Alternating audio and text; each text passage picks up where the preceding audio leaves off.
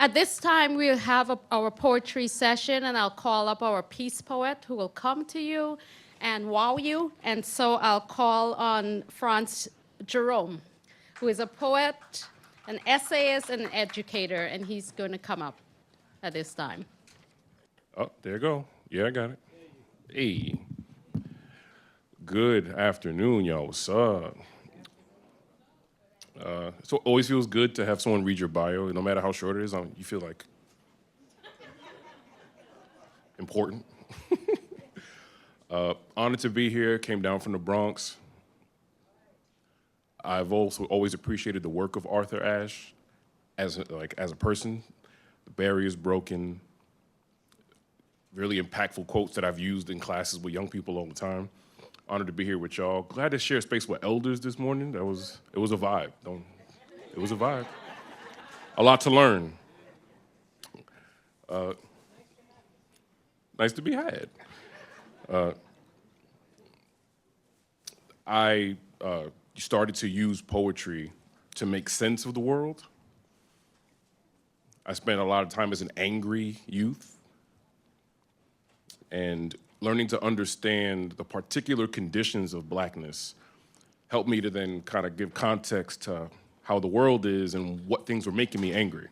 So a lot of my work is about the particularness of Blackness. So you'll get a little bit of that as we move forward. Thank y'all again.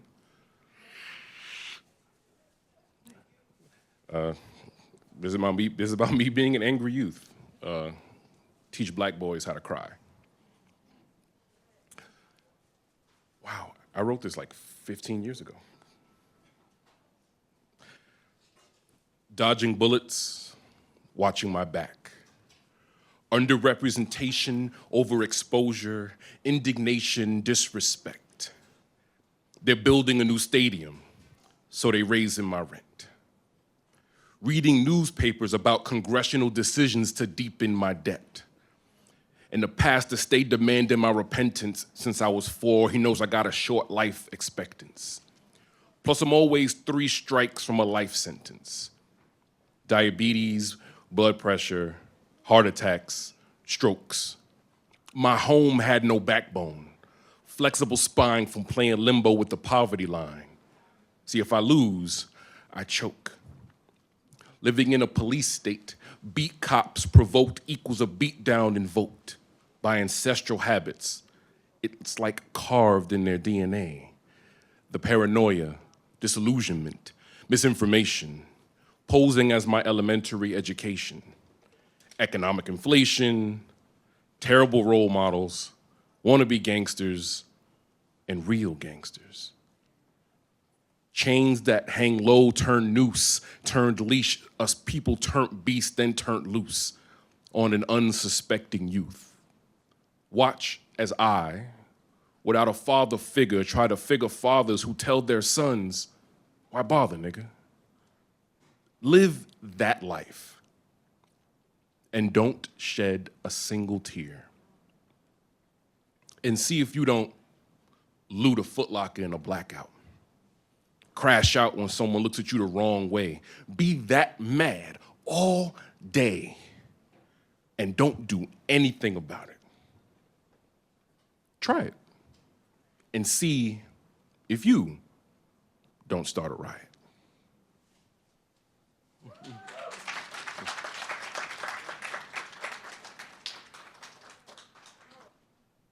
I was angry.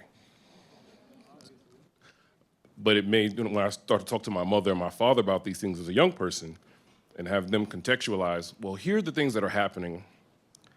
And say, you're mad about it. And they're like, we was mad about it too. I'm like, well, why hasn't it changed if everybody's so mad about it? So these are the things that politicized me as a young person. After that deep politicization, I would join an organization in Harlem called the Brotherhood Sister Soul.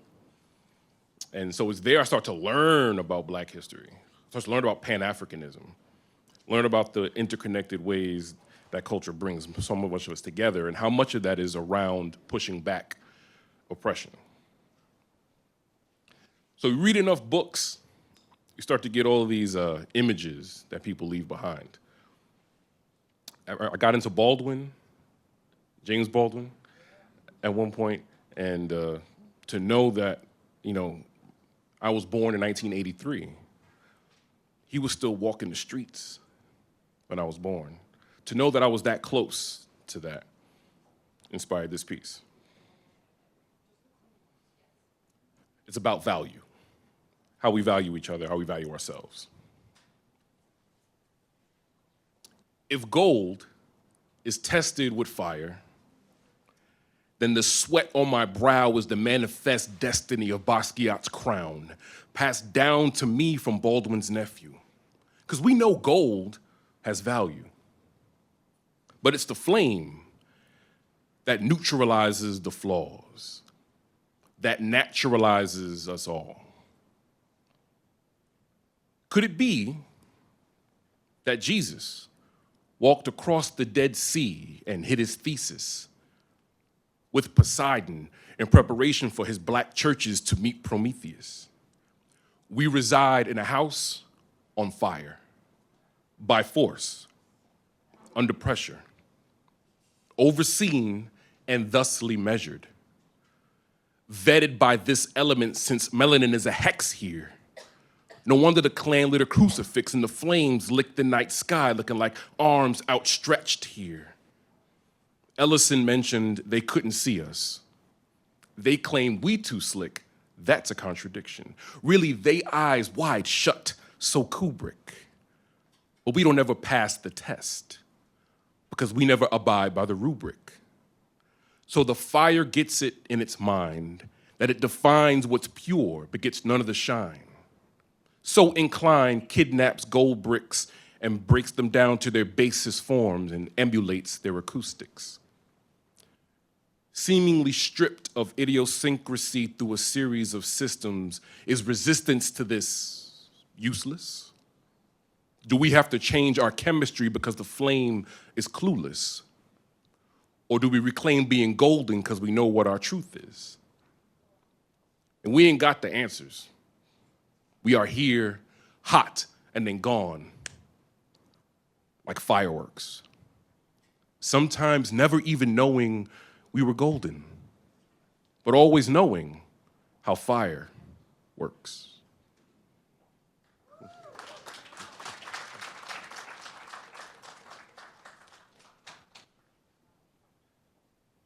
I read a lot of books. I'm gonna keep it. Thank you, 10. And I'm grateful to be here to say these things to you and have all the experiences of my life condensed into this moment, and I try to deliver it all to you. The organizers will have my information.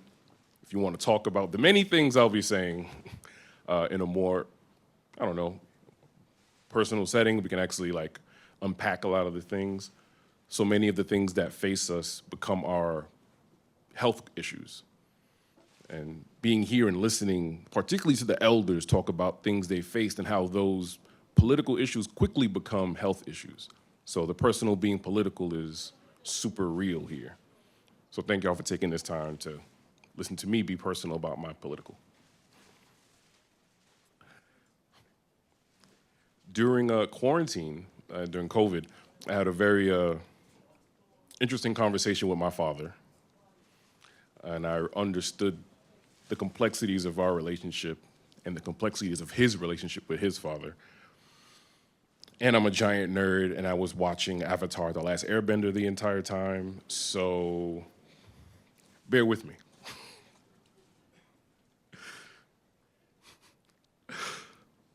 Leaves from the vine, look how they fall, watch how they turn.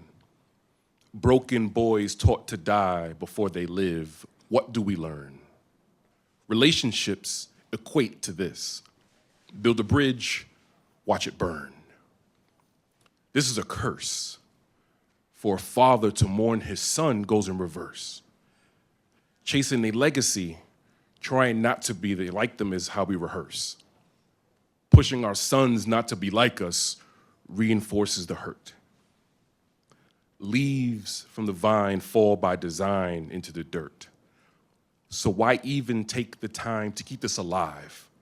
What is it worth? Awkward conversations, feeling like strangers. What is this? Work? How do we fix this? Who even broke this? Do you have emotions? Were you ever in this? Did you want to miss this? We've just been going through the motions. And now the space between us is as vast as open oceans.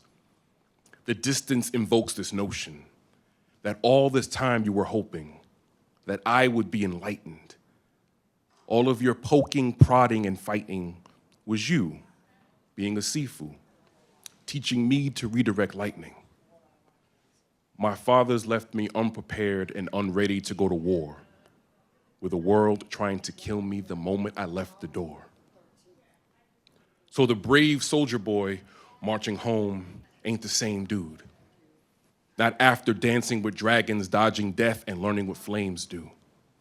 Not after seeing the world and meeting the girl that would change who I was trying to be and finding peace with the pain that claimed you. Leaves from the vine fall on the wind and into the sky. Because when leaves from the vine hit the ground, what do you see? 1,000 other leaves in the tree, each one a seed. Yet I was like, wee! I'm glad.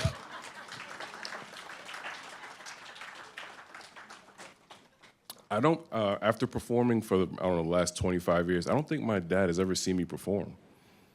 So this will be a fun video to show him at some point.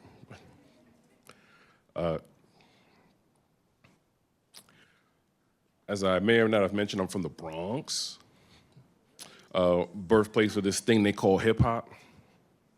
I started out in poetry, learned I really loved rapping, fell into that heavy, realized I had a lot to give as a sensitive artist type, went back into poetry, and then at some point found the synthesis to combine the two things, which is great for me. You don't hear it on the radio, but I'm out here. This is another piece that I wrote during quarantine, and I just tried to figure out how to, if I was gonna tell somebody about who I was, the way I was, what would it sound like? Un perdedor en la sabana perdida. That's a loser in a lost land. But that's a loose translation. I'm trying to paraphrase my loss, fam. My mom raised me to shepherd lost lambs. It caused me phantom pain like I lost limbs. So many hurt ghosts haunt my lost hymns till I found bars to get lost in. Stocked them alone with a pick and roll. With a pen in hand, I was locked in. But stayed to myself, got closed off. With my own thoughts, I was blocked in. My jail is not a prison. It's my condition, my position, imposter-stricken, bending light into darkness as a black hole, reverse prism. There's wild blessings, divine timing, learned lessons. But all of that goes by the wayside. I freeze time like Bayside. Parker Lewis, all I do is lose. Huey Lewis, but here's the news. I've got everything I need on me. Huey Newton rockin' prison blues.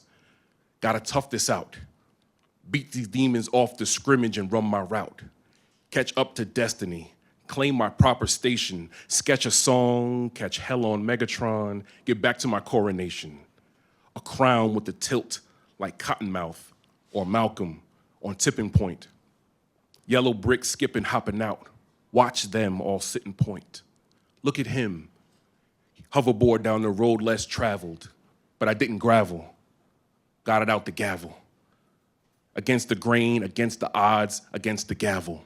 With no hype, no buzz, to wait, lie down. I'm the chosen one, looking for by no one. I might as well lie down in a bed of flames. Change names like I gave Obi-Wan the high ground. But that's it. Okay, I'm tapped out. Goodbye now.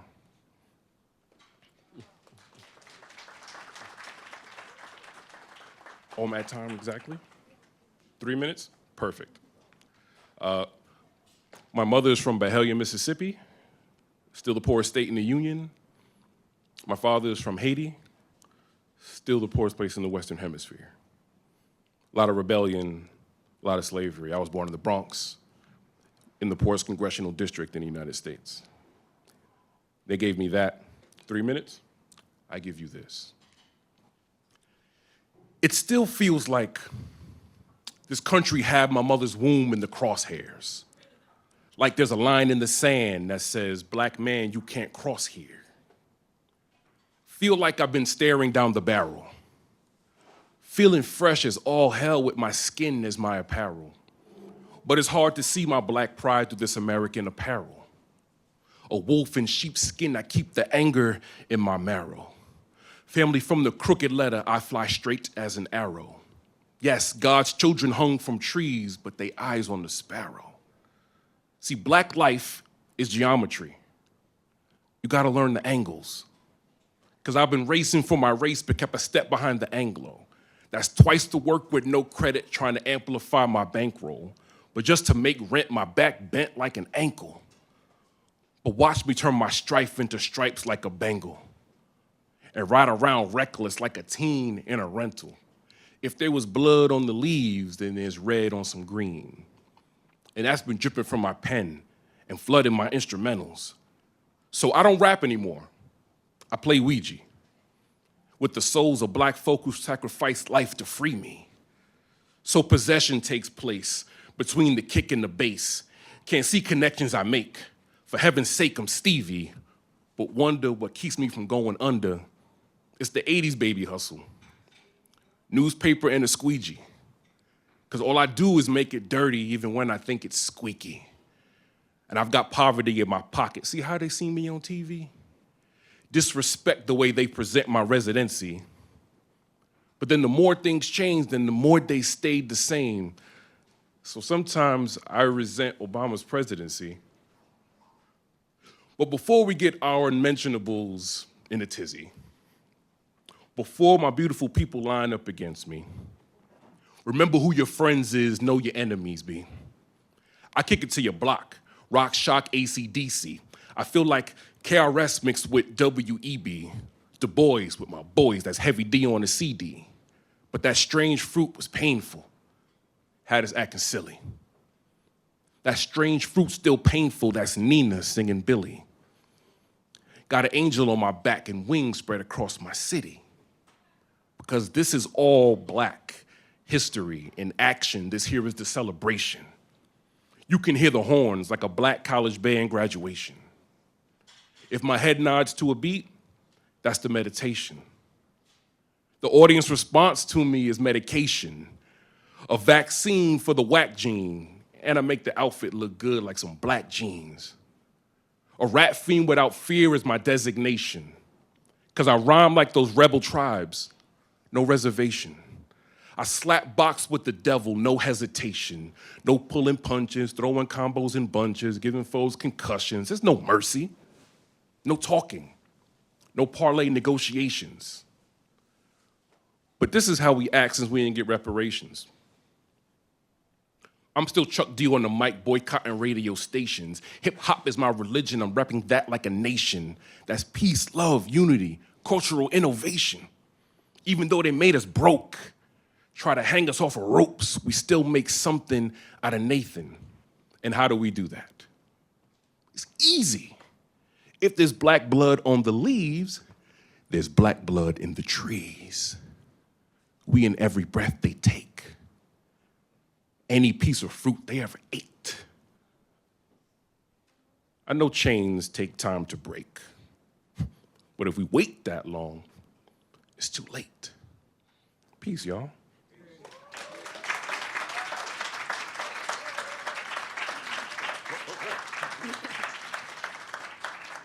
So thanks a lot. We want to thank Jerome.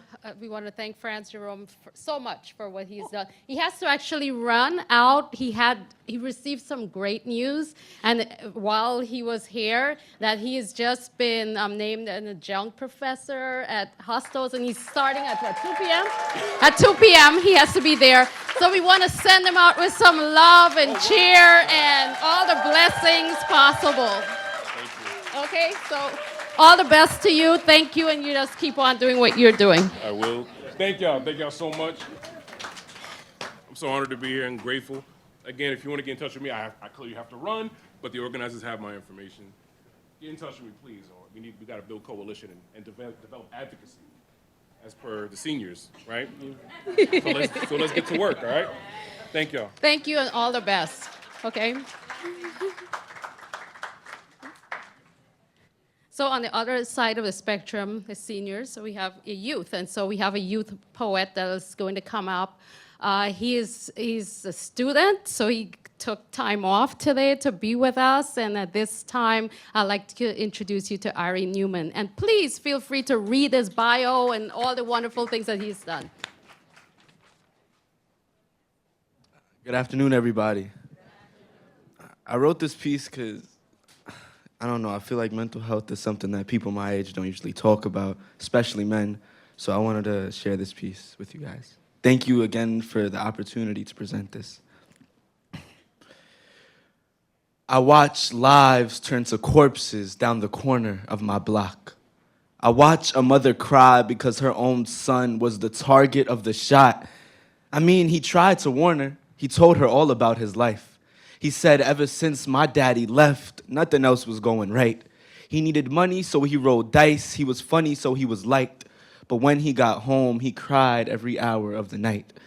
He said he moved product because sports weren't his skill. He said he moved product because he loved the thrill, never saw his daddy William, that's why he loved seeing bills. He never had his first love, first kiss. He never had any kids. He wanted to have a wife, but didn't want her mixed in with it. Hardest around the block, but mama said he's still innocent. He made so many mothers cry just for his to cry too. He made so many mothers cry just for his to cry too. And he made so many mothers cry just for his to cry too. They always say that the shooter is someone that's close to you, and his own mother knew the man that shot him. She knew him very well. She knew everything about him, all the stories he would tell. She watched him grow up. She looked at his grades. Even though he wasn't good at sports, she went to every game he played. He made jokes, dice rolled just to make a little profit. She loved the man that shot her son way before he even shot him. The shooter had passion. He said this was bound to happen, and he wanted to kill him since he was 5. Mama asked why. He said, that's the age my daddy died. Ever since I mourned him, I had no more tears to cry. He said it had to be done. He had to kill her son. She tried to beg and plead. She said, no, baby, please, but none of it helped. She couldn't do anything the day that her son shot himself. He couldn't choose the hand he was dealt, so he chose the hand to hand. Suicide is one of the leading killers for a man. He went from scared of being shot to unafraid to shoot himself. Depression goes undiagnosed in men because we don't seek the mental help, prioritize our mental health. We lift weights, but not every burden should be carried by yourself. Not every tear should make an ocean. Not every setback should make you hopeless. My uncle killed himself too, and that's exactly why I wrote this. So many signs that we don't notice. Our heart turns broke every time we don't pay attention. I don't want to lose any more family because I don't ask the simple questions. Are you okay? Is everything all right? And even if it isn't, that's okay too, because we all go through things in life. But you can vent whenever, and I'll open my embrace, and I tell you that I love you because our world is filled with hate. I watch lives turn to corpses down the corner of my block. They say life is a movie. Well, this is how it's shot. Thank you.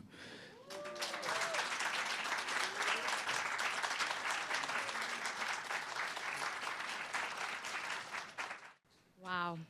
Thank you so much, Ari, for that. Thank you. I'm going to turn it over to you.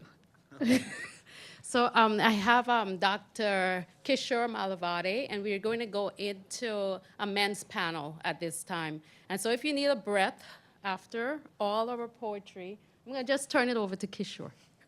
Thank you so much.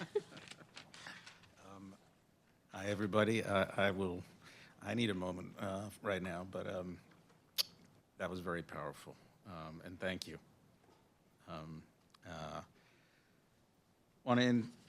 I think some of you may know me. I was here last year, and I want to thank Marilyn and everyone from Arthur Ashe and from Downstate who's made this happen again. It's good to see momentum building from what we were talking about last year. Again, for those who don't know me, I'm a psychiatrist from Maimonides.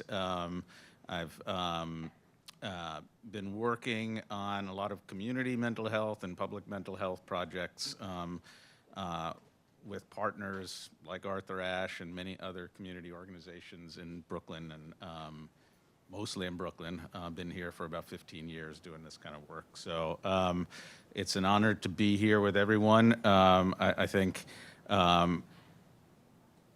talking about mental health and we know it's a big challenge to address any aspect of it, but when we think about who really struggles to get access to that, and again, there are so many layers of barriers, but men of color, black men, there are just huge challenges, and we do not do enough. Certainly the healthcare system, which I know better than other things, but partly it's because the healthcare system always, talking to some folks before, it's often systems and organizations, and I think that was one of the final quotes on the board. It's like it shouldn't exist. It's not about existing and perpetuating the organization and the systems, but sometimes it feels that way. So we do have to look beyond the systems, and I think, as I mentioned last year, I think we might feel like we're making success when people know how to find solutions to the problems that they're facing, and they certainly don't think of a doctor like me or a psychiatrist as the solution. I can help a lot of people. I have helped people. I'm happy to do that. I love doing that work, but there's got to be many other ways and many other paths to those places for people, because it's not always here. And we know that the system works for some, doesn't work for others. So until that changes, we still got to build out. So I'm really happy to help lead a panel right now and have some folks who have done things differently and thought about how to help people and have gotten down on the ground to help young men of color. And I think I don't know if, Marilyn, are you introducing them, or do you want? Either way. Yeah. So for those that are on our panel, I'll just call you up and you could just take your seat. Javi Ellis, David Allen, James Johnson, Pastor James Johnson. So if you can all take your seat, and Kishore, you could be in the middle and you could Okay. Thanks. do your thing. Hi, everyone. We're just going to take another collective breath before we start this amazing panel with these amazing men. Because there was a lot in the room. The poets brought a lot in the room. And people have walked in here with a lot in the room. So I'm going to ask you to join me in a few breaths. And then if you feel comfortable, I'm going to ask you to join me in one of my favorite meditations, which is called Loving Kindness. Okay? So please get comfortable in your seats. And if you feel comfortable, put your hand on your heart and your hand on your belly or anywhere. I just want you, again, like we did this morning, connect with your body. If you feel comfortable, close your eyes or look on the ground. And I want you to take a deep breath in to the belly and exhale through the mouth. We'll do this 4 more times. Deep inhale and exhale through the mouth. Deep inhale and exhale. Think of your breath cleansing all that you're carrying. Deep inhale and exhale. Deep inhale and exhale. And while you're breathing, I will start the loving kindness meditation. And what I want you to do is bring to mind someone that you know absolutely loves you. If you don't have someone, just think of something that represents love to you and try to feel that love in your body. And while you're holding that feeling in your body, I want you to allow yourself to come to mind and anyone that you want to extend love, kindness, and compassion to, including you. And you can say this out loud or in your head, and I will start now. May we be held in loving kindness. May we be happy and safe. May we be healthy in body and in mind. May we always have enough. May we always know that we are enough. May our hearts know peace. And may we live with ease. I'm gonna ask you to join me again. Take a deep breath in and exhale through the mouth. 2 more, deep inhale and exhale. Last one, deep inhale and exhale. Thank you all so much for taking that pause with me. Going to start out just asking our panelists to introduce themselves and share some of your experience with mental wellness, I'll say, and both, professionally, personally, and maybe, Dr. Johnson, if we could start maybe with you. Good afternoon, everyone. It's a pleasure to be here today. Dr. Friedrich, thank you so much, and the Arthur Ashe Institute for Urban Health for inviting me. I know it was a last minute, but I'm more than happy to do it. I just recently stepped away from being project director at VIP Community Services in the Bronx. It was the harm reduction area. Prior to that, I was care manager for 4 years at VIP Community Services for 2 areas, the continuing 822 area and also for the opioid department.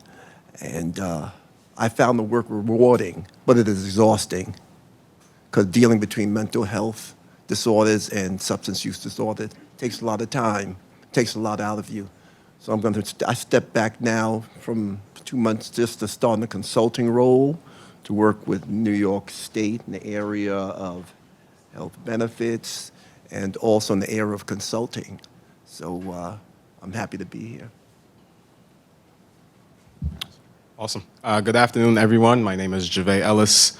I serve as the senior pastor of Bushwick Family Ministries in the Bushwick community of Brooklyn. I just want to say thank you again for inviting me. It's a pleasure to be here, not only serving as senior pastor over the last year, but I've worked with youth over the last 10 years in youth ministry, exposed to young people dealing with domestic violence in the homes, trouble in the homes, one-parent households. And so it's a topic and issue that I've been, very involved in over the last 11 years. So happy to be here and share some insights. Good afternoon, everyone. My name is David Allen. I am the principal of Bard High School, Early College, Brooklyn. And I also am a coach. I especially help educators to be able to do work that is excellent and equitable while at the same time keeping their minds, basically. I'm also doing a doctorate in educational leadership at American University, where they center anti-racism, and the whole idea of my research is how do we build sanctuary institutions? How do we build educational institutions that are sanctuaries for students, but also for the caregivers, right? Because often we forget the caregivers, and if the caregivers aren't healthy, they're not going to be healthy in their interactions with students, right? Great, thank you. I think just reflecting on the different experiences each of you have and different environments that you've been in, can you talk a little bit about some of the types of barriers that men of color experience.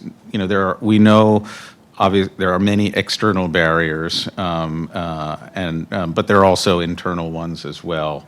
I'm curious what your sense of those that you've seen and experienced over time, and the things that keep them people from getting the help they may need and support they need. I can start with the internal barriers. So around the year 2000, a friend of mine told me, David, I think you're depressed. And I said, you must be wrong because I'm Jamaican. Jamaicans don't get depressed, right? But I had hit a wall. I was working in a school and I had to do these narratives for every student, and I couldn't write one narrative. They suspended my classes. They put me in a room and say, your only job right now is to write these narratives. But I was done. I was staring at the wall, and I was just totally gone. And, on her suggestion, I went to the psychiatrist, and the psychiatrist says, yes, you are depressed. And then he said, you should try medication. I said, no.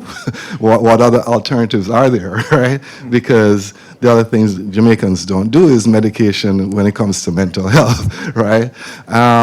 But eventually, after trying different things and maybe helping a little, but I was still in need of something else. And so I did try medication, and I was able to see the world completely different. It's like a veil lifted from my eyes. And a lot of people think of depression as something concerning sadness, and there was sadness, but it was overwhelmingly not having the energy to do anything.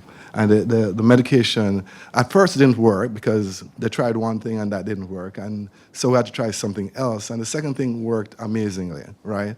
And I was able to get that space to start healing. But most of the barriers for me were internal. I was lucky to have a job where I could afford to go to a therapist. I was lucky to be able to have health care and be able to afford medication. There was some stigma externally to get over, like I had to call and tell them that I was depressed, and there was a delay there because you had to get pre-approval from the health providers. But I was grateful for that those barriers didn't exist.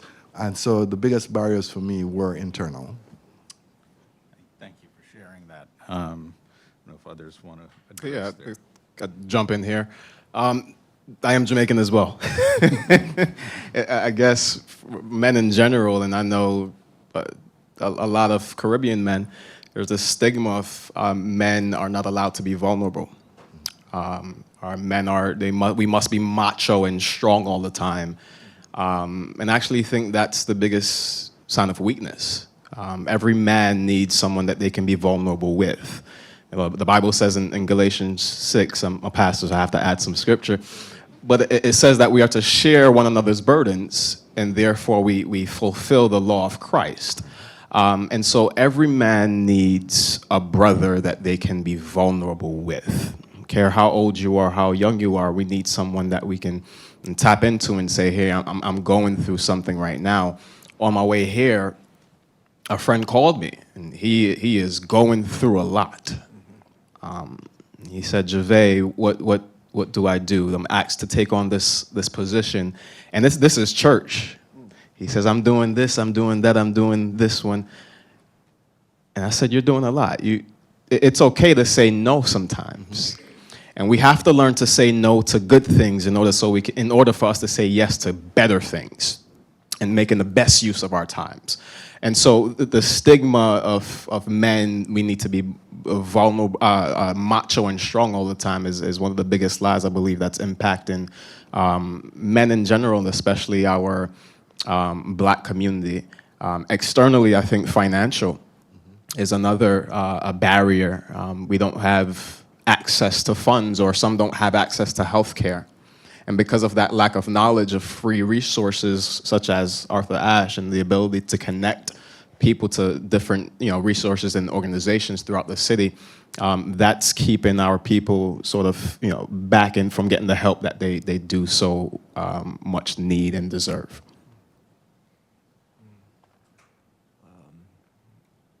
I really can. I think Gervais and David said it all. I can sit back now and just be a spectator. But they are both correct. Men of color, African American men, Hispanic men, they don't share feelings. We're taught not to share feelings. We're taught to, what happens in Vegas stays in Vegas. What happens in our family household stays in our family household. And the work that I've done with my clients over the years, I found that it's difficult for them to talk. Women talk. I love women. Just having them around, grandmother, mother, aunts, sisters, sister-in-laws. You all talk at a dime. It's not a barrier. You talk. You talk with each other. Men, we don't share the stuff we're going through. And I can say the medical profession hasn't helped either, because if we go back to the area of the Tuskegee, the syphilis experiment that went on from 1932 to 1972 for 40 years, because my father-in-law is from Alabama. And the experiments with syphilis that was done on them, that's one area where we just don't trust the medical profession, trust them about us. We talked about that this morning. And our men have to get past that. And that's one of the things I work with my clients, because I would ask them, what happened? And I always go back to what happened with you as an adolescent. Because my clinical work that I did, because I went to seminary, and I got my degrees, my master's and doctorate in pastoral care and counseling with a cohort in psychotherapy. And I didn't want to become a pastor. And some of my professors got mad, you have it. But I said, no, you need some pastoral counselors, because a pastor cannot do it all. What happens to those church members that have problems? Pastors are like wounded healers. They have to take care of the budget. They have to take care of the community. They have to take care of the church members. They have to take care of fundraising. And then they have their own families. Who takes care of them? So I always thought that there should be an arm in the church where counseling should be mainstay. And that was my dissertation, exploring depression in African American men. And I was privileged to have some psychologists work with me in that, because they said depression is just too big in just men. You got to pick a specific group. So I picked African American men and also Latino men. And when I transitioned into the workforce and I began to see clients, and I always asked them, what happened? You told me all about yourself. And they would say, stuff happened when I was young. And it's ideology. You always got to go back. You have family trees, but I worked with genograms. Genograms, where family trees are just your family. Genograms talk about the relationships, the family dynamics, the broken relationships, the hurt, the unresolved issues. And depression falls under that, and other mental health disorders. So we really have to look at those barriers that stop men from really being themselves. And it also affects relationships. The women, the partners, the mothers. Who do we deal with? How do we deal with them? Because who you marry, who you love, who I say, you take on their responsibilities. You take on those characteristics. So you have to deal with it. Can I add one more thing? Because I'm glad that there are two men on the panel who have gotten training in the Bible, in seminary, because one of the barriers for me was the church, because sometimes, the church that I was a part of, and I know there are different churches and at different levels of maturity when it comes to mental health, but the church that I was a part of for a long time, they were very suspicious of mental health workers, of going to a therapist, of taking medication, and some of what I had to overcome was that it wasn't unspiritual, right? It wasn't unspiritual to get help. It wasn't unspiritual to go to a therapist. It wasn't unspiritual to get help through medication, right? And so I'm glad that is the case with you. And the church that I went to over time changed its stance, but in the meantime, I and a lot of other people got hurt because of that. You know, Dave, I'm glad you brought that up because in church we tend. Is off? Okay. No, it's on. Okay. Yeah, closer. I sometimes I think my voice projects enough, but it doesn't sometimes. In church, we tend to say God takes care of everything, and prayer handles everything, and that's a nice antidote. But why did God make doctors? Why did He make professionals? Right. If you don't use them and go to them. Right. So use them. Right. And there's a stigma with going to help, especially a black man. Man, listen, 16 years ago, I went through a heartbreaking situation. And I could have fallen through the cracks. But thank God I had great support systems around me. And I recovered. Thank God. And I say, whatever I thought I lost, I think I got like 3 or 4 times back everything. And especially the woman I have, I say she's God-given. And she just happens to be a supervising RN. So she said, you have to tell your story, James. If you keep it to yourself about what you went through, how can you help other men? Because they need to hear that another man struggles, that he's hurt, that he's broken, that he's vulnerable. And they say real men don't cry. I said, you're not a real man if you don't cry. Yeah, no, I mean, look, this is great, and thank you for bringing that up. I think, you've all touched on some key points here, I'm glad, even stepping it back to forgetting about mental health, just health, because again, as you know, I think it was Jerome of France, talked about, right? It's like what we see and I see as a doctor is certainly mental health that's not being addressed, but health issues that are not being addressed. There's so much mistrust in the healthcare system that we obviously need places and spaces outside of there. But then when you bring in the layer of mental health, where it becomes so much more vulnerable for anyone, and you're asking someone to trust. So I'm really glad you brought up the idea of sharing. But I'm wondering if you guys could talk about some of the other things you've done to create that space that's safe and that allows someone to build that trust that they can open up and be vulnerable, because it's without getting there that you really can't heal if you're not able to be vulnerable like that. I think, as we talk about being vulnerable and creating a safe space, especially in the church, I want to touch the prayer thing, but we'll get there maybe later if we have time.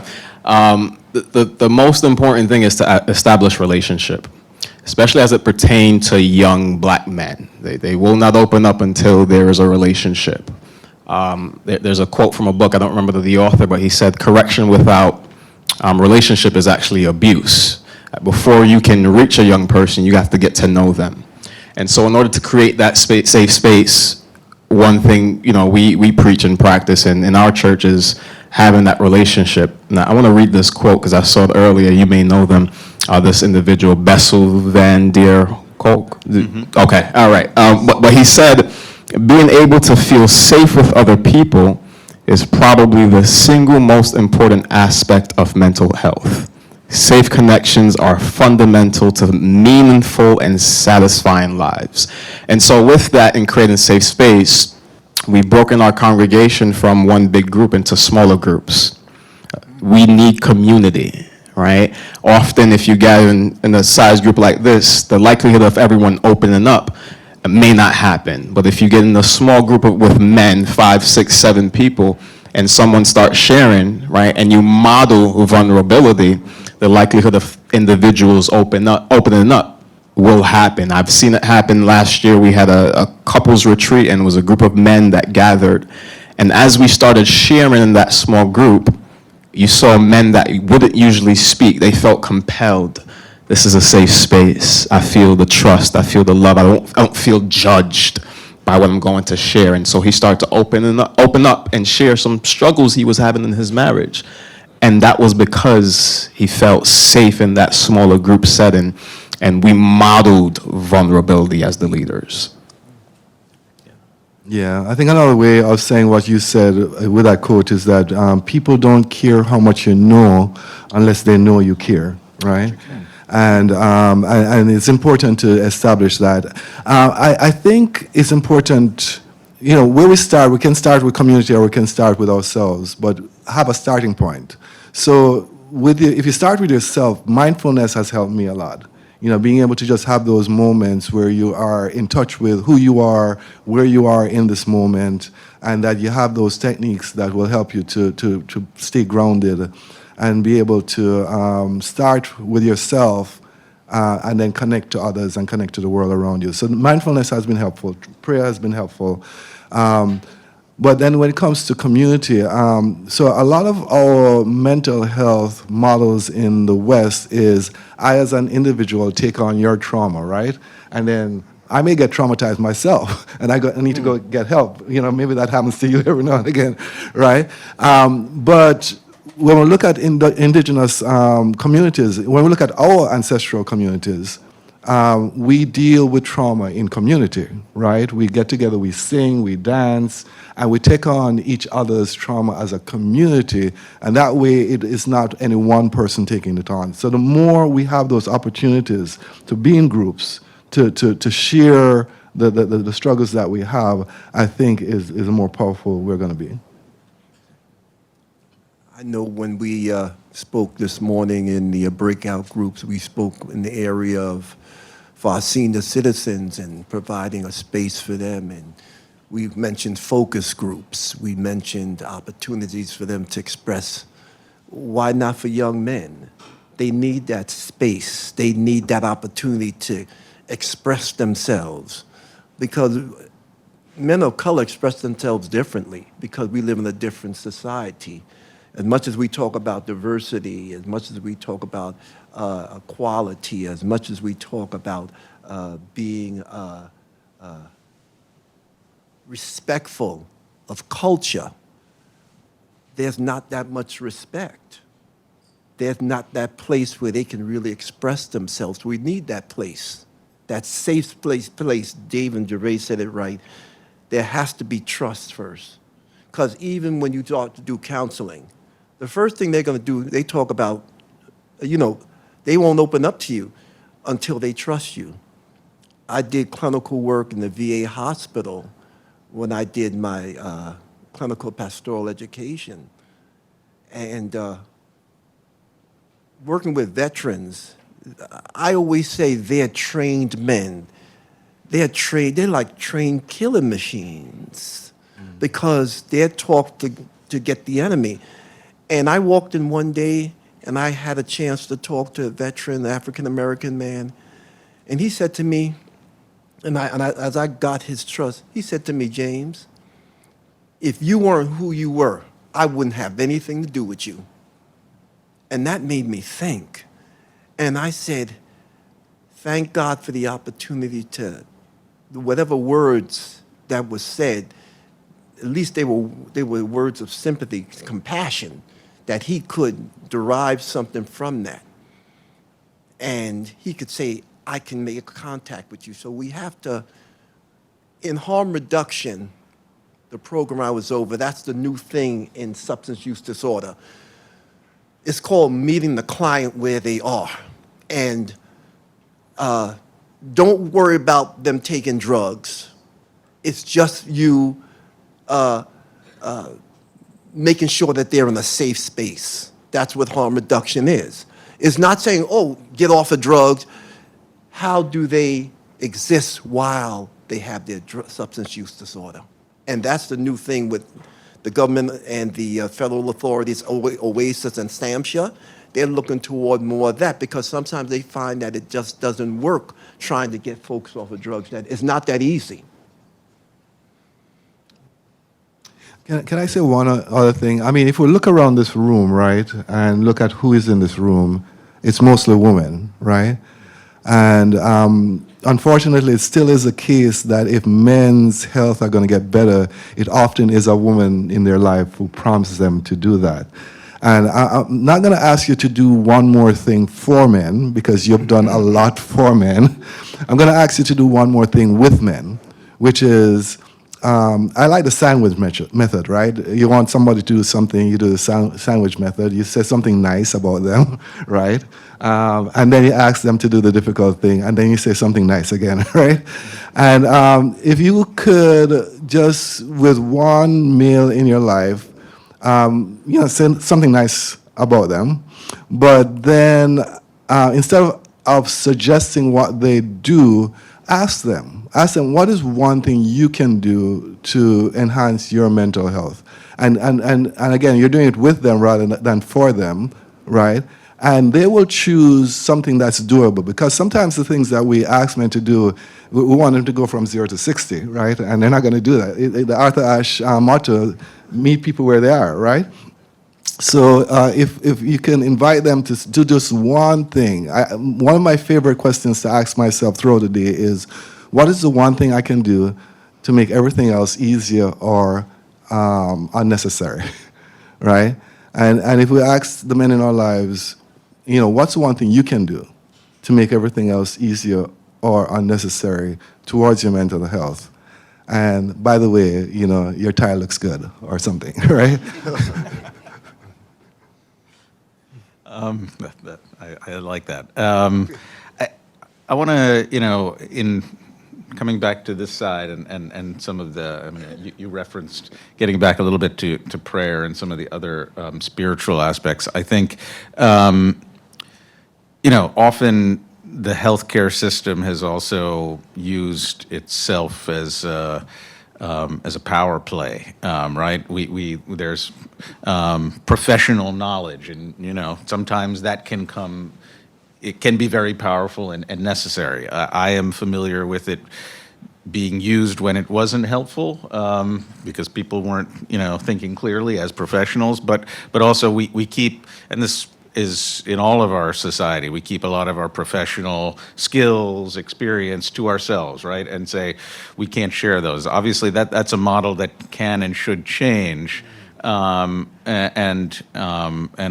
some of the folks here have experience in, what a physician in New Mexico said, democratizing medical knowledge and sharing that out into the community. But we also miss things coming from where we're at, partly from experience, partly from all this professional training, and you get farther and farther away from the community. You guys talk about, and I think it pertains to schools as well. It's like, when you're there, what are the things that we're missing in the profession that you're seeing, and are some of the skills that you think you're using that allow you to, again, break some of those barriers, create trust? Because I think there's much that the healthcare system needs to learn from outside. They're all in a paternalistic way thinking, oh yeah, we can share what we know, and that's going to solve the problems down in the community. But in fact, we're often wrong about some of the things we know. And I'm not, obviously, there are clearly things we do know and we have learned over time. I definitely feel it's, medications, pharmacotherapy, the science of it, we've been better. The medical profession, when it comes to therapy, though, is highly lacking. And I can tell you, my experience in training as such was very minimal. So I'm just curious what you've all learned from the worlds you live in and what those provide to give you those skills that allow you to do the work you do. I think for me, it comes back to this idea that everybody has expertise, right?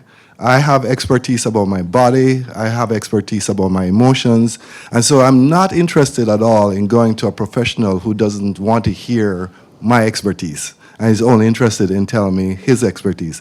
I definitely want to hear his expertise. I definitely want to hear about the medication.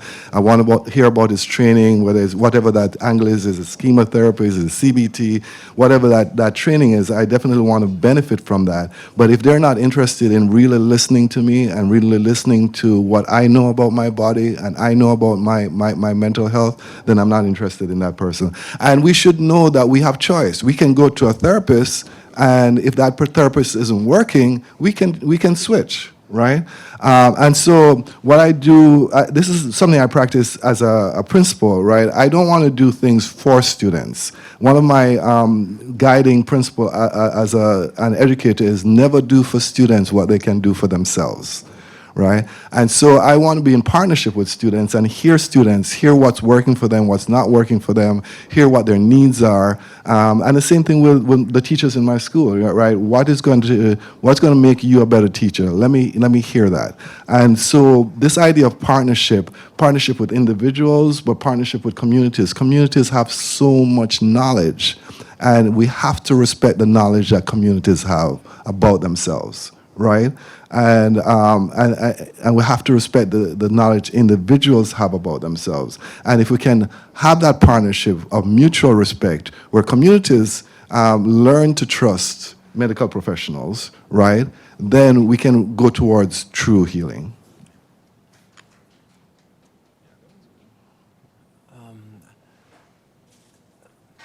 Stepping outside the box from a clinical aspect and from the training, I found that it's so important because, as I said, working with people with substance use disorders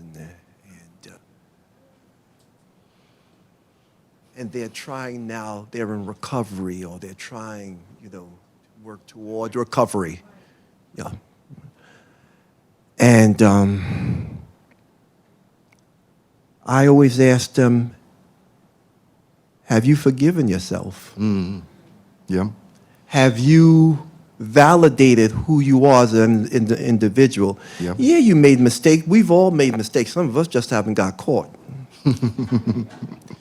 But there go, for the grace of God, I can use, there go I.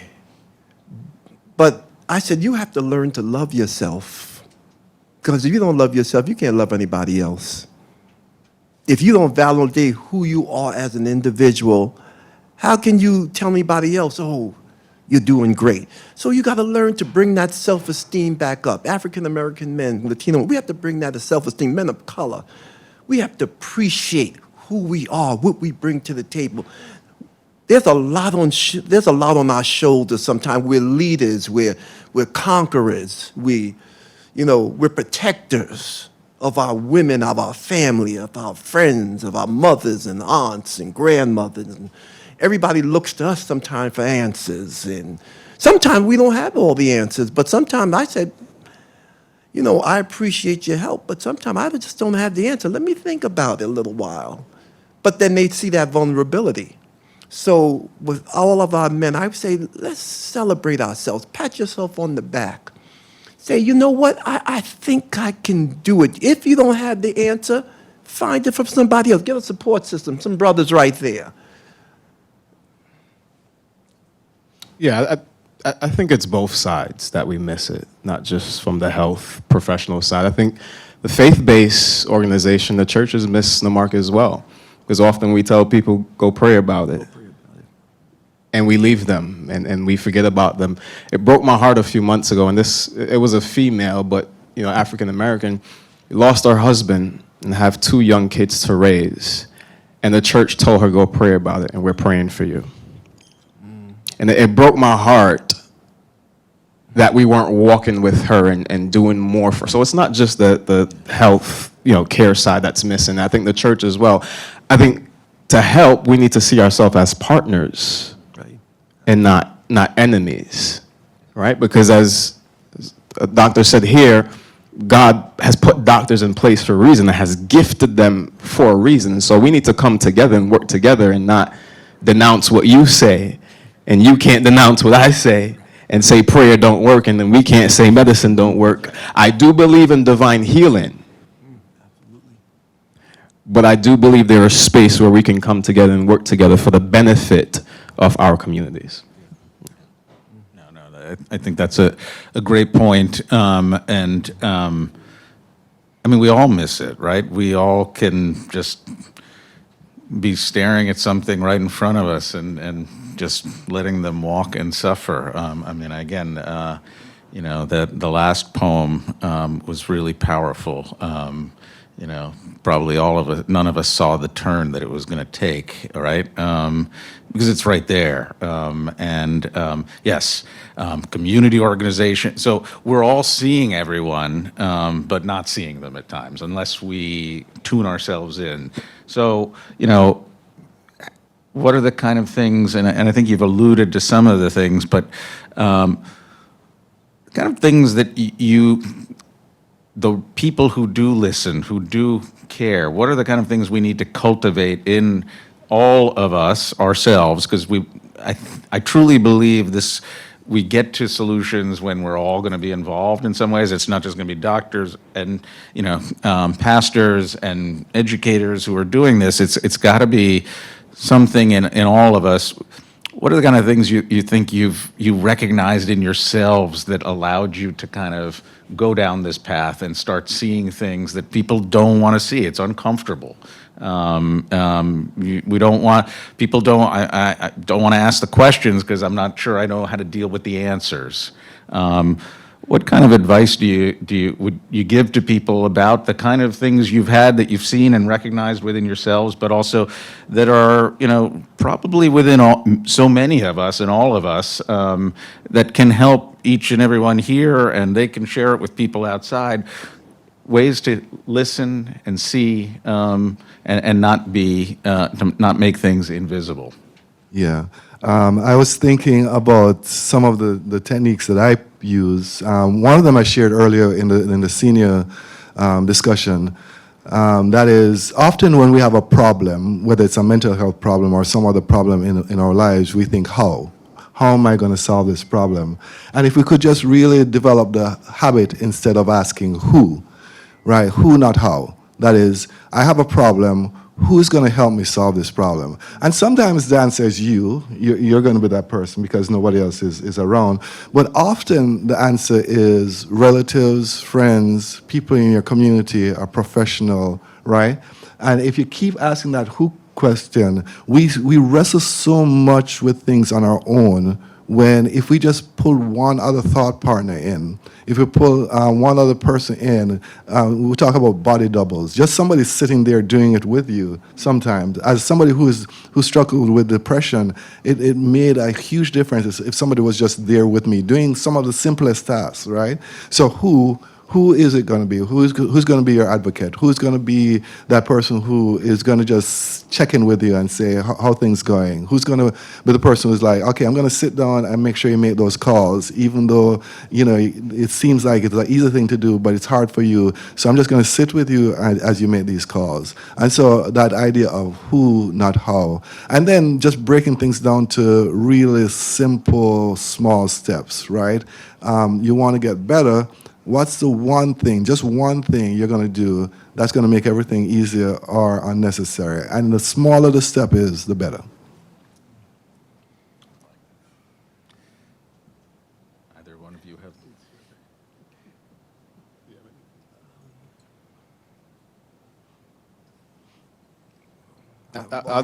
I can say I agree with David.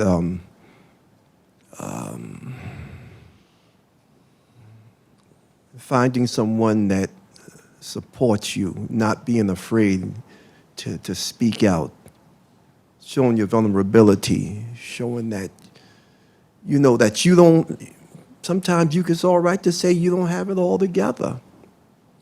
You don't have the answer. Nobody has the answer for everything. Right. But at least to know, no fact, listen, if I can't do this or I can't help you, well, I'll find someone who can.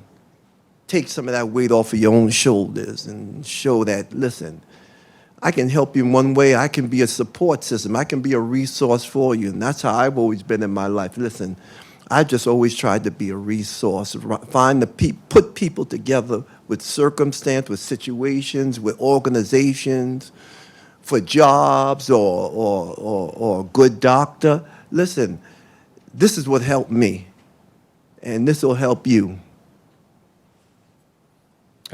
More so adding to my colleagues' responses, but I saw on the chart paper behind me is network, youth networks, and you have to identify who's in your network. I have people and congregants in the church that I can share stuff with. There are some that I can pray with and have them pray for me. Minister Dawn in the back, when something really ticks me off, I can be completely vulnerable and honest with her. So you have to identify your network. I have my friends, whether in ministry or outside of ministry, that I can talk not just church to, but life with. I can talk about my marriage, my daughter. So you have to identify your network and who is in that network that's going to be better able to help you and aid you when you're going through your different mental health journeys. Oh, thank you. I know we're reaching time and I'm going to wrap up.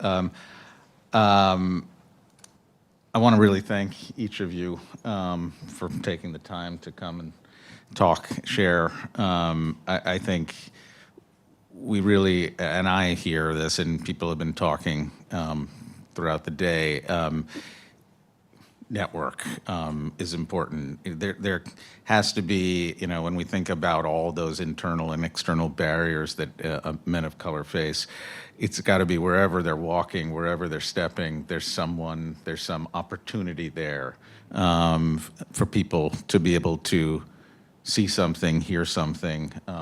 Even if they don't have the solutions themselves, as you point out, I can help guide you where you can get those, you know, find some help. And you know, there are many different layers of help, and I'm sure you guys could talk much more about how that all goes. But again, just thank you so much for sharing your time. Can I say one more thing? Yeah. Just one other thing. So thanks to Arthur Ashe for the work that you're doing in barbershops, going to meet the community where they are. And, you know, as, you know, one of the challenges I'm putting for myself is reaching out. Often it's so instinctual to reach out for help as a man towards a woman, right? Because women are available, they want to help, they have been helpful in the past, and if we could just make deliberate efforts, like I'm trying to make deliberate efforts to reach out to connect with men, and let's say if you just have 3 connections, it makes such a difference, right? So, you know, this is an appeal to myself and to other men in the room, just to reach out and just have those 3 people that are men that you can reach out to and connect with and just have that camaraderie with. Other final thoughts you would like to share that we haven't covered? Like I said, I never met these 3 gentlemen here, but I feel that we connected just not even knowing each other, seeing each other before. There's a synergy. We just fed off of each other. So I appreciate, you know, blessings to all of y'all. I really appreciate being a part. Yeah, it was absolute pleasure. I'm grateful to be here. I'm so thankful that this topic has become such a prevalent topic in the faith-based community. Arthur Ashe, we have the kiosk in our church. I'm proud of that. And so our members are able to go to that station and fill out their information and get whatever help they may need. We're seeing in our church workshops and trainings on mental health for us as leaders to be able to discern the symptoms and recognize someone that's going through something and not just say, hey, go and pray. And so in closing, continue the work you're doing, Arthur Ashe and everyone, the partners here, in educating and providing the education to our communities. I believe the more we're exposed to the information, the more of our leaders that are trained, the better it will be, not just for our black men, but our black women, our young boys, and our young girls. So God bless you all, and thank you again.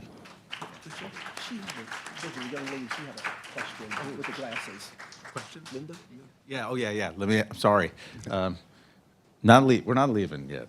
Okay, we're Not not just leaving. yet. We got to take questions. I apologize. I don't have a question. Oh, okay. I just want to thank you, gentlemen, for making things clearer for me in my mind as to why men don't interact with one another. Because I see it myself. They can party with each other and all this stuff, and they're all dressed up, and they're telling each other where they get clothes from, but they won't tell each other really what's going on.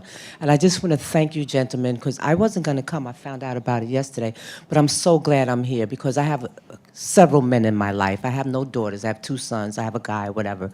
But this information I will pass on, and it just made me understand them better. And I just want to thank you, gentlemen, for coming out and sharing.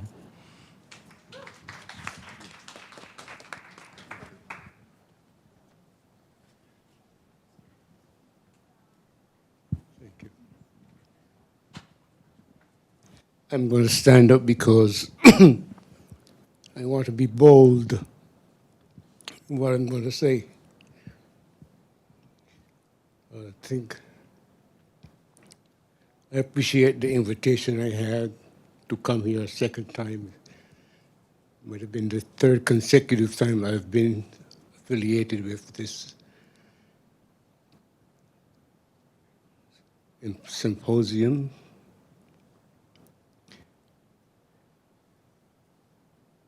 It's the first time I'm not wearing my military hat. Not because it was cold, but I thought to myself I need to open up. I thought that not hearing certain things that would cause me to walk away like I have done once before.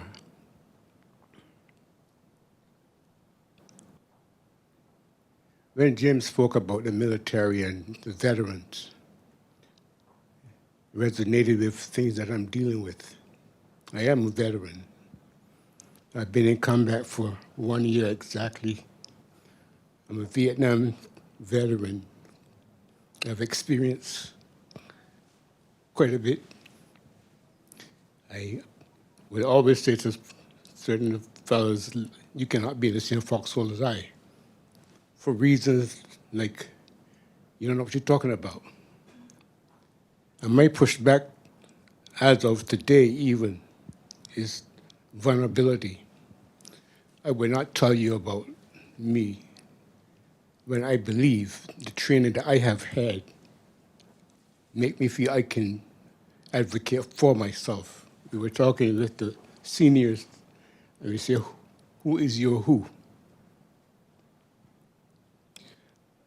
I'm being bold to stand here and share with you. I'm having a very difficult time dealing with my situation.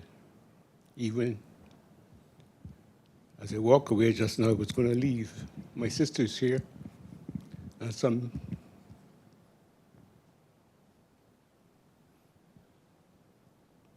you know who you are.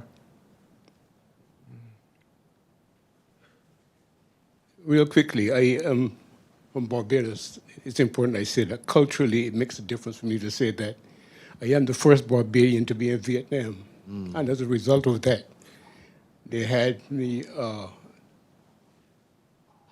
did a talk show with someone back then. My training as a military has a lot to do with the culture I had back then also. Succinctly speaking, I was not willing to share with anyone the experiences that I had dealt with as a combat person. But more importantly, because of a recent situation I have encountered that has triggered some things. It's caused me to come here for the help I think I need. And I thank Dr. Frazier for inviting me a second time. I just lost my wife, maybe just over 6 months ago. And that, in conjunction with my experience of being in the military, did not help me at all. But God knows best, my dear pastor friend. Maybe 6 months short of 50 years, I would have been with her. And it's difficult to be alone. But I am so grateful that you have asked us to open up and be vulnerable. I'm not going to be vulnerable today, but I'm considering it. There are so many that advocate for me in my church.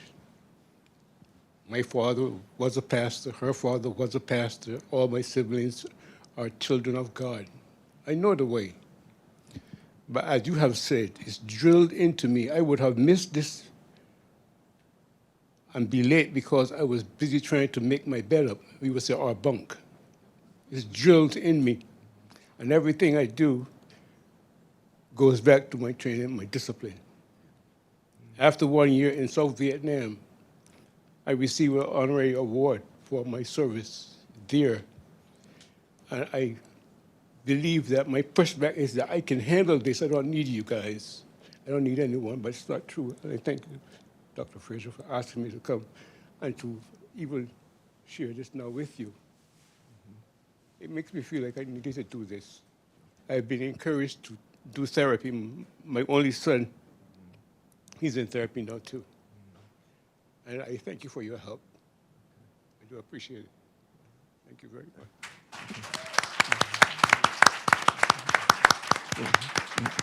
Well, Mr. Lawrence, first of all, our sincerest condolences to you and your family and lost your wife, and also thank you for your service, too, as an African-American man serving this country. Thank you so much. Our prayers are with you. And congratulations for the panel. I'm part of the Arthur Ashe Institute. My name is Humberto Brown. I like the presentations. I like the skills, the knowledge. But I think that the issue of men and the discussion of men, there was a sister, she passed now, who wrote a book called The Willingness to Change. And she said, even though we discuss the issue of male feminism, we don't discuss the ideology that produces patriarchy. What defines us as men? The construct of what men mean, maleness. Why go across race, gender? What construct that? Because it's not DNA, it's not genes, socially constructed. I'm from Panama, I know the Caribbean very well. I've been to Jamaica, but parents' background, grandparents from Jamaica, right? And we have discussed men and health, right? The issue of sexual orientation. We discuss diseases that people say, I'm not a batty man, I'm not going to do that anal exam. I do international work, so I've been to the Caribbean a lot, trying to address these issues through policies, right? Parliament. And there's a resistance because we don't discuss how do we construct what validates you as a man. And I think we're in a moment, as the discussion reflects that, right, where we're deconstructing it from this gender rigid that you learn it before you know who you are. Don't walk that way. Don't do this. And people have done a lot of work. You know, we are socializing into madness. And we get imprisoned to those roles, either in the military, sexually, a father, no vulnerability, but it's socially constructed. Mm-hmm. And I think there's a lot of work being done now to understand that ideology. And when you talk to the young people, you're getting much of that. There's the poetry today. Right. Is deconstructing that maleness that is changing, right, both for orientation of gender. And I think it's important that we take it, because if not, we kind of put it in a box of maleness, like it was something that we're born with and is socially constructed. I'm not the same man that I was 18. As you study, as you expose, as you married, as you get politically more savvy, right? And I want to end because people mention James Baldwin not by accident. Because James was gay, he was radical, he was against U.S. racism, he was a Pan-Africanist. I mean, he identified with the liberation in Africa and the Caribbean and the civil rights movement here. It was political in the reconstruction of maleness out of the white male colonizer concept of maleness. So I think we have to be careful that we don't personalize. I think the broader contribution, everything is truthful that you said. All of us been through that. We hide our pain, we don't share with the wife, don't know anything. What the sister just said, we party all night, and your friend discovered that you divorced last night and you're living by your cousin. You didn't share that. But isn't that so why? Is our role of understanding of the socially constructed maleness. So the next time we have this panel, I'd like us to endeavor with some of the ideology that reproduce itself in different parts of the world in a different way but produce the same behavior. That imprison us to feel, understand. Bell Hooks said, my father who I love, who take care of me, wanted me to be a doctorate, but physically abused me when I didn't behave the way he wants me to behave. Right. So I'm the person that I expect love. It was a cruelty that he think was natural in his role as a father. And I end with this, and patriarchy is not a male thing, it's a system thing. The mother developed to protect the father, the kids protected it, that the father is the image and the most powerful person, and we reproduce that. So he's trapped there. So I like us the next time we have stuff to get into some of the stuff, because that's the only way we unpack it with the complexity and diversity that it represents today. A lot of young people walk around with pain because their parents can't see them. Kids who are gay, who have different function about malenesses. And I think we need to work on that to kind of deconstruct it a little more. Thanks for sharing your opinions Brother. and your experience. Brother, thank you. What you talked about is a whole conference unto itself, because my grandfather was born in Panama, so I appreciate that reference. There's a book, Man Not, by Dr. Curry, and what Dr. Curry argues is that this idea of patriarchy, we have to be very careful what we own and what we don't own as black men. That when you think of patriarchy, the hallmarks of patriarchy is economic power, political power, and sexual dominance, right? And if you break those down, black men don't have a lot of political power in our society generally. Black men generally don't have a lot of economic power compared to other people. And although we have this reputation, what he argues is that we have an oversized reputation for sexual dominance, that black boys often are vulnerable sexually, and that gets underreported, that there's a lot of sexual vulnerability that young boys, and there's a statistics about how many young boys are molested or sexually assaulted before they're 10 years old, right? But it's not talked about a lot, right?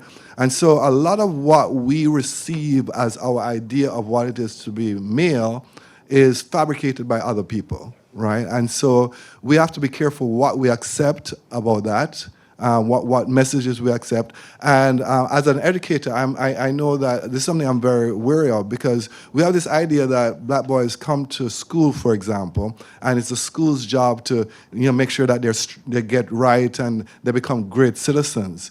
What the research is showing is school is a problem. School gives black boys identities that they either have to brace against and say, no, I'm not going to be that. Schools very, very early, from kindergarten, says, you're good, you're bad. And the criteria they use to say you're good, you're bad, often is white supremacist ideas, right? So from very early, black boys are given these identities. And they it's class also, and when they resist it, then they're bad, right? And so we have to. You're right. We have to examine all those things, but that's a whole different conference. And man, it's good. Yeah, we'll get there. Thank you. Last question. A real short comment and then a question. The comment first, congratulations. Thank you for your service, a Vietnam veteran. I'm a Vietnam veteran also. The second part, I'd like to say there's two panelists who mentioned that they suffer from depression. It took a lot of courage. When I was in my early 40s, I also suffered from depression, and I was quite suicidal, and I didn't know I was depressed. And I just gotten a divorce, so I moved from New Jersey, where I lived, and I moved to New York. And then one day, my former wife called me up, said, "You didn't pay me and send the check this month." I said, "I don't have any money. I can't make any money." She said, "You can't make any money?" I said, "No, I can't make any money. I won't pay you this month. I'll try to pay you next month." She called me up a few days later, and she says, "You have an appointment 6 o'clock Monday on 73rd Street in Central Park West. He's a black psychiatrist. He's about your age. You're suffering from mental depression. You be there." And I went there for a year and a half. He saved my life. And so someone said, "Ladies, when you see depression in your man, help them out." Because I was suicidal, but I didn't know I was depressed. Every morning when I left my apartment, I had on a pretty suit. Every day I got my shoes shined. I drove my car. My car stayed clean and pretty. I didn't know I was depressed. And so you may see something in the man in your life that he doesn't see, because I would have committed suicide had my wife not told me that.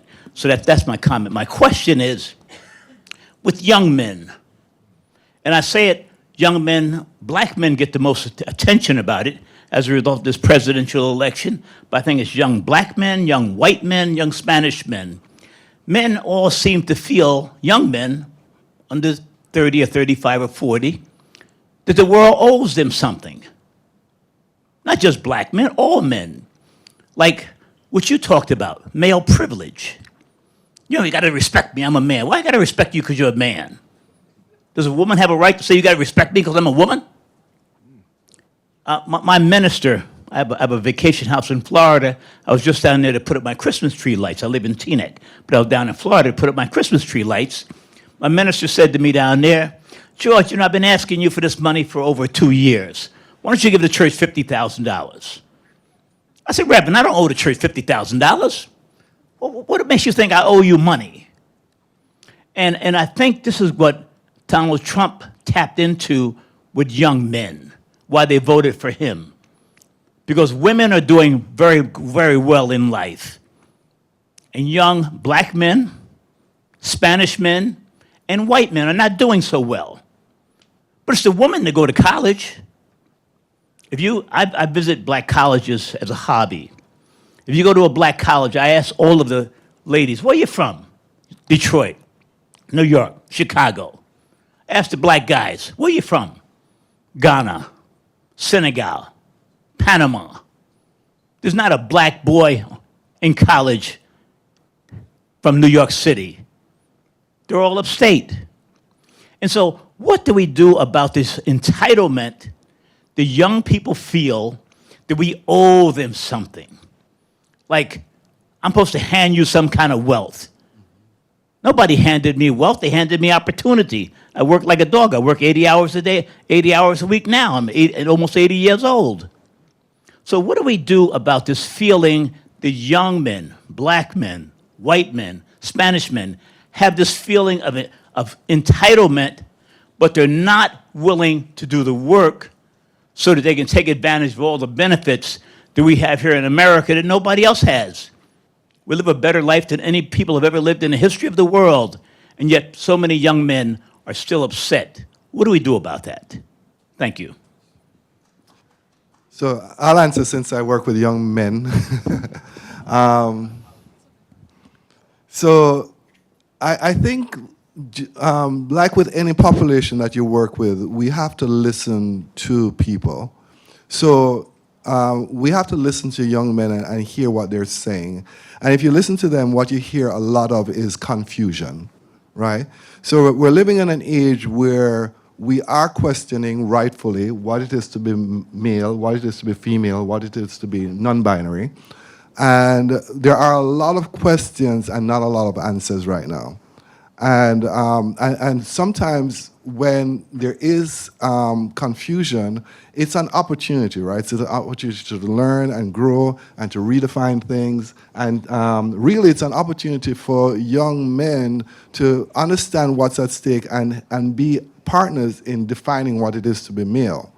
What happens in confusion, though, is that opportunists arise. So you have the Andrew Tates of the world who comes on and says, you're confused, and all of your problems are because you're confused about what it is to be male. Let me tell you what it is to be male. And they listen to him because his answer is clear, it's concise, it's entertaining, and it touches on things that they like. And Donald Trump comes along and says, you're confused, so let me tell you what it is to be a man. And he is entertaining, and he's concise, and he's clear, and he's like, this is it. He's not, there's no doubt in his definition, right? It's like, this is the greatest definition of what it is to be male ever, right?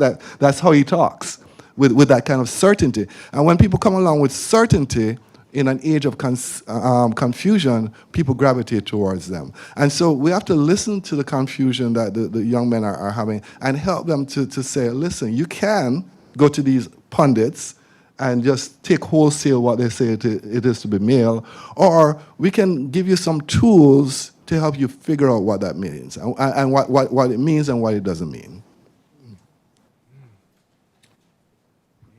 So we'd like to thank our panelists. Thank you all for participating in a wonderful discussion.